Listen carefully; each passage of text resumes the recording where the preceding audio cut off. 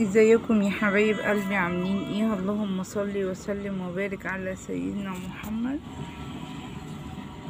وبه نستعين. يا رب تكونوا بخير وبصحة وبسلام. انا اسفة عشان مش عارفة اتكلم، انا اسفة. النهاردة بقى ان شاء الله باذن الله كده نزلت جبت خضار عشان مفيش حاجة عندي خالص في التلاجة، فاضطريت بقى ان انا انزل اعمل التسويقة بتاعتي او انزل اجيب الخضار بتاع السوق بتاعي. الحمد لله. اول حاجة نبدأ بيها اللهم صل وسلم وبارك على سيدنا محمد. جبت طماطم اهي، معلش انا مش مشغلة الاضاءة، النور قاطع عندنا، جيت من السوق لقيته قاطع. جبت الطماطم دي كان سعرها 10 جنيه كيلو، وجبت كمان كوسة عشان هطبخها النهاردة، وكان سعر الكوسة كيلو ونص ب20.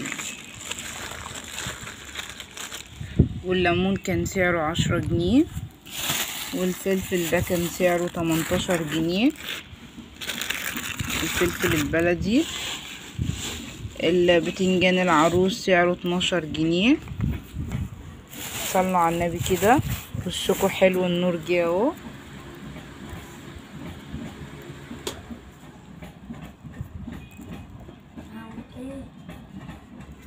بصوا النور، وشكوا حلو علينا اهو يا حبايبي. المهم جبت كمان ايه يا ام انس، جبت كمان البامية الصغننة الجميلة دي، كان سعرها 40 جنيه للكيلو، تنقية مش تعبية. وجبت كمان البامية ويكا القمر دي، كان سعرها 20 جنيه، هي مش كبيرة، عجباني قوي وحلوة اهي.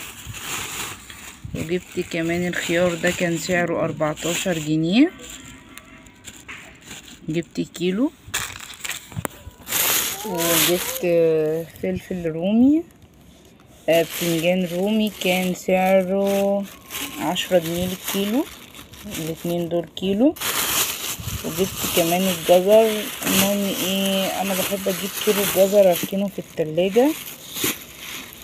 فاللهم صل على سيدنا محمد. جبت كيلو، وبعد ما جبت كيلو الست وزنتهولي، فبقول لها بدي 10 جنيه او 12 جنيه زي ما متعودة.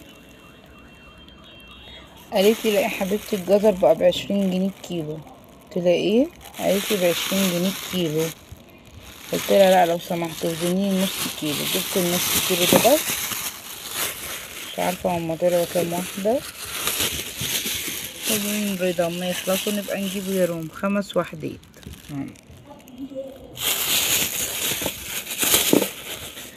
وده بقى اللي مغلبنا واللي مطلع عنا اليومين دول، واللي مش عارفين يعني هيودينا لغايه فين. البصل يا حبايبي جبته كان سعره 22 جنيه، والبياع عمل فيا عمايل رهيبة اوي النهاردة. انا يعني كنت هجيب 2 كيلو ولا حاجة، قال لي ده البصل هيوصل ل50 جنيه كيلو. انا مش عارفة بصراحة ايه اللي احنا فيه ده، ولا رايحين لغاية فين، بس نرجع ونقول الحمد لله. جبت بصراحة 5 كيلو بصل كده، وقلت هبعدهم بعيد عن ايدي لما نشوف الدنيا فيها ايه. وجبت الخل ده عشان هستعمله في الغسيل كتير، فجبت كيلو من السرجة سايب. وجبت الطحينة ديت برضو من السرجة، كان سعرها 50 جنيه، النص كيلو دوت. وجبت كمان بطاطس، كان سعر البطاطس 13 جنيه، بس فضيتها بطاطس تحمير حلوة.